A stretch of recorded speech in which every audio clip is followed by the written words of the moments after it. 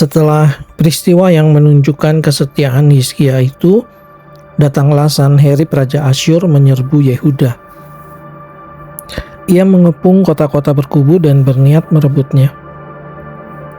Ketika Hizkia mengetahui bahwa Sanherib datang, hendak memerangi Yerusalem, ia berunding dengan para panglima dan pahlawannya untuk menutup segala mata air yang terdapat di luar kota, dan mereka itu bersedia membantunya. Maka berkumpullah banyak orang. Mereka menutup semua mata air dan sungai yang mengalir dari tengah-tengah negeri itu. Kata mereka, "Mengapa raja-raja Asyur harus mendapat banyak air kalau mereka datang?" Dengan sekuat tenaga Hizkia membangun kembali seluruh tembok yang telah terbongkar, mendirikan menara-menara di atasnya dan tembok yang lain di luarnya. Ia memperkuat juga Milo di kota Daud dan membuat lembing dan perisai dalam jumlah yang besar. Ia mengangkat panglima-panglima perang yang mengepalai rakyat, menyuruh mereka berkumpul kepadanya di halaman pintu gerbang kota dan menenangkan hati mereka dengan kata-kata, "Kuatkanlah dan teguhkanlah hatimu, janganlah takut dan terkejut terhadap Raja Asyur serta seluruh laskar yang menyertainya, karena yang menyertai kita lebih banyak daripada yang menyertai dia. Yang menyertai dia adalah tangan manusia, tetapi yang menyertai kita adalah Tuhan Allah kita, yang membantu kita dan melakukan peperangan kita." Oleh kata-kata Hizkia, Raja Yehuda itu, rakyat mendapat kepercayaannya kembali. Sesudah itu Sanherib Raja Asyur yang sedang mengepung Lakis dengan seluruh kekuatan tentaranya mengutus beberapa pegawai ke Yerusalem kepada Hizkia Raja Yehuda dan kepada semua orang Yehuda yang ada di Yerusalem dengan pesan, "Beginilah titah Sanherib Raja Asyur. Apakah yang kamu harapkan? Maka kamu tinggal saja di Yerusalem yang terkepung ini? Bukankah Hizkia memperdayakan kamu supaya kamu mati kelaparan dan kehausan dengan mengatakan Tuhan Allah kita akan melepaskan kita dari tangan Raja Asyur? Bukankah Hizkia ini yang menjauhkan segala bukit pengorbanan dan mezbah Tuhan itu dan berkata kepada Yehuda dan Yerusalem bahwa di depan satu mezbah kamu harus sujud menyembah dan membakar korban di atasnya? Tidakkah kamu ketahui apa yang aku dan nenek moyangku lakukan terhadap semua bangsa negeri-negeri ini? Apakah para allah bangsa-bangsa segala negeri itu pernah berhasil melepaskan negeri mereka dari tanganku? Siapa daripada semua allah bangsa-bangsa yang sudah ditumpas nenek moyangku itu dapat melepaskan bangsanya dari tanganku? Masakan Allahmu dapat melepaskan kamu dari tanganku? Sekarang janganlah Hizkia memperdayakan dan membujuk kamu seperti ini. Janganlah percaya kepadanya, karena tidak ada Allah dari bangsa atau kerajaan manapun yang dapat melepaskan bangsanya dari tanganku dan dari tangan nenek moyangku. Lebih-lebih lagi Allahmu itu tak akan dapat melepaskan kamu dari tanganku." Dan masih banyak lagi yang diucapkan pegawai-pegawai Sanherib itu menentang Tuhan Allah dan menentang Hizkia hambanya. Ia menulis juga surat yang penuh cela dan hujat terhadap Tuhan Allah Israel, bunyinya, "Sebagaimana para allah bangsa-bangsa segala negeri lain tidak dapat melepaskan bangsanya dari tanganku, demikian pula Allah Hizkia tak akan dapat melepaskan bangsanya dari tanganku." Dan mereka berseru dengan suara nyaring dalam bahasa Yehuda kepada rakyat Yerusalem yang ada di atas tembok untuk menakutkan dan mengejutkan mereka supaya mereka dapat merebut kota itu. Mereka berbicara tentang Allah Yerusalem seperti tentang para allah bangsa-bangsa di dunia adalah buatan tangan manusia.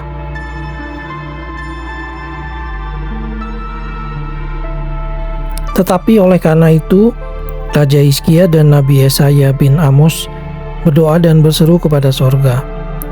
Lalu Tuhan mengirim malaikat yang melenyapkan semua pahlawan yang gagah perkasa, pemuka dan panglima yang ada di perkemahan Raja Asyur, sehingga ia kemalu-maluan kembali ke negerinya.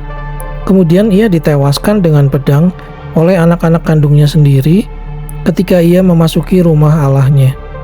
Demikianlah Tuhan menyelamatkan Hizkia dan penduduk Yerusalem dari tangan Sanherib Raja Asyur dan dari tangan semua musuhnya, dan ia mengaruniakan keamanan kepada mereka di segala penjuru. Banyak orang membawa persembahan ke Yerusalem untuk Tuhan dan barang-barang berharga untuk Hizkia, Raja Yehuda itu. Sejak itu, ia diagungkan oleh semua bangsa.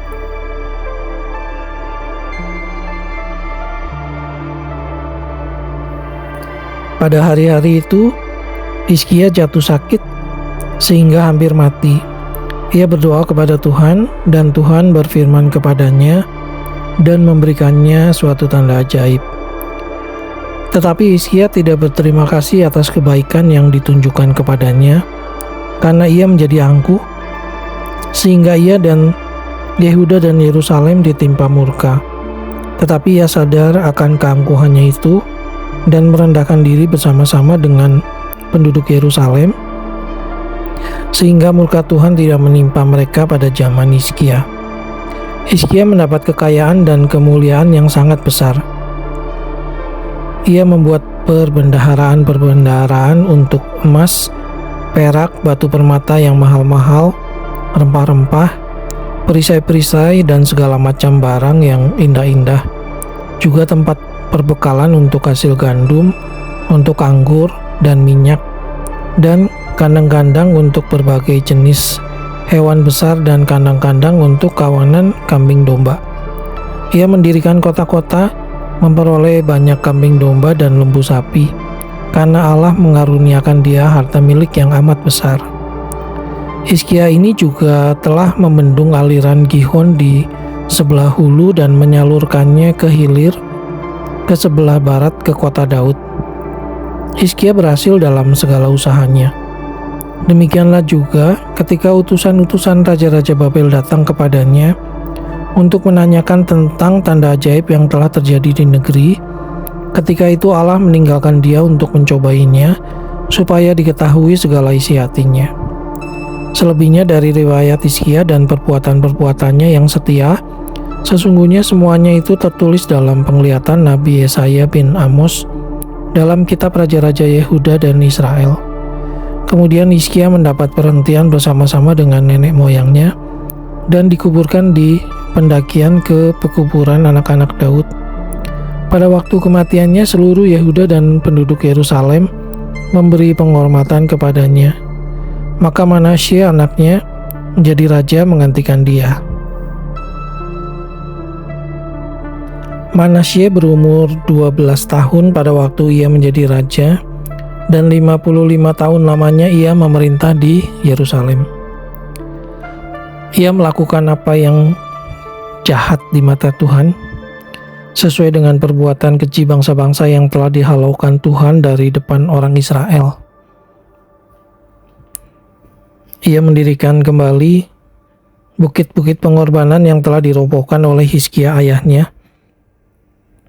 Ia membangun mesbah-mesbah untuk para Baal, membuat patung-patung Asyera dan sujud menyembah kepada segenap tentara langit dan beribadah kepadanya. Ia mendirikan mesbah-mesbah di rumah Tuhan. Walaupun sehubungan dengan rumah itu Tuhan telah berfirman, "Di Yerusalem namaku akan tinggal untuk selama-lamanya," dan ia mendirikan juga mesbah-mesbah bagi segenap tentara langit di kedua pelataran rumah Tuhan. Bahkan ia mempersembahkan anak-anaknya sebagai korban dalam api di Lebak Ben Hinnom. Ia melakukan ramal, telaah, dan sihir, dan menghubungi para pemanggil arwah dan para pemanggil roh peramal. Ia melakukan banyak yang jahat di mata Tuhan, sehingga ia menimbulkan sakit hatinya. Ia menaruh juga patung berhala yang telah dibuatnya dalam rumah Allah. Walaupun Allah telah berfirman kepada Daud dan kepada Salomo anaknya, "Dalam rumah ini dan di Yerusalem yang telah kupilih dari antara segala suku Israel, aku akan menaruh namaku untuk selama-lamanya. Aku tidak akan membuat pula orang Israel berjejak keluar dari tanah yang telah kutentukan untuk nenek moyangmu, asal saja mereka melakukan dengan setia segala yang telah kuperintahkan kepada mereka dengan perantaraan Musa, yakni segala hukum, ketetapan, dan peraturan.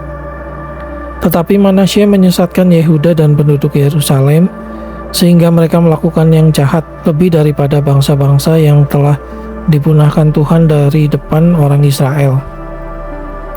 Kemudian berfirmanlah Tuhan kepada Manasye dan rakyatnya, tetapi mereka tidak menghiraukannya.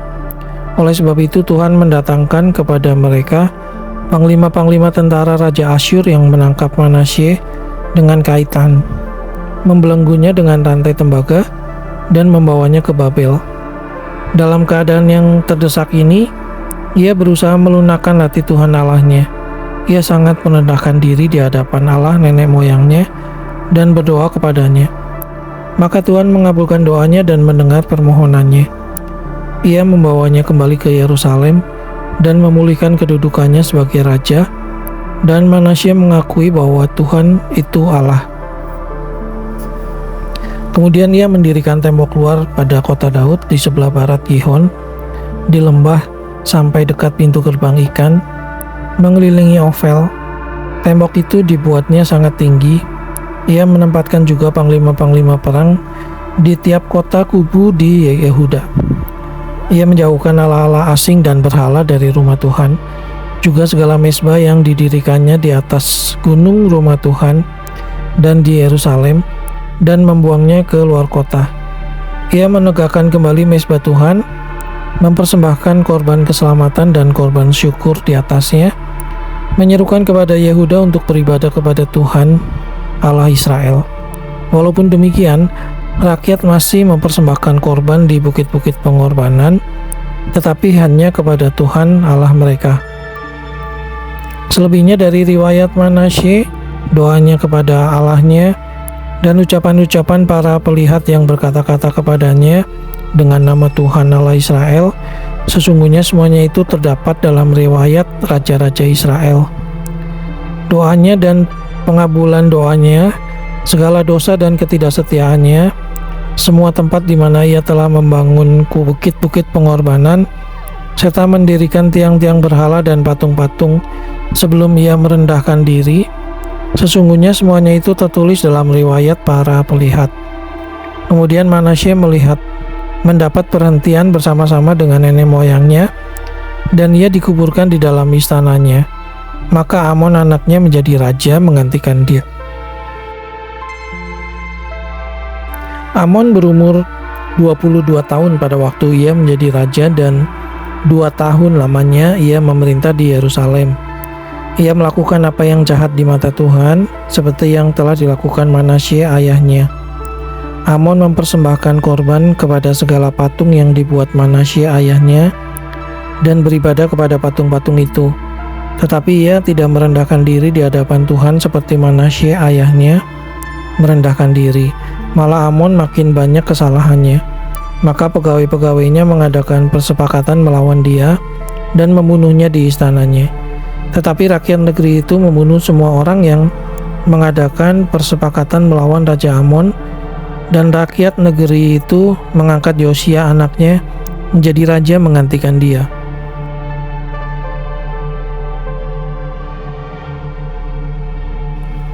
Yosia berumur 8 tahun pada waktu ia menjadi raja, dan 31 tahun lamanya ia memerintah di Yerusalem.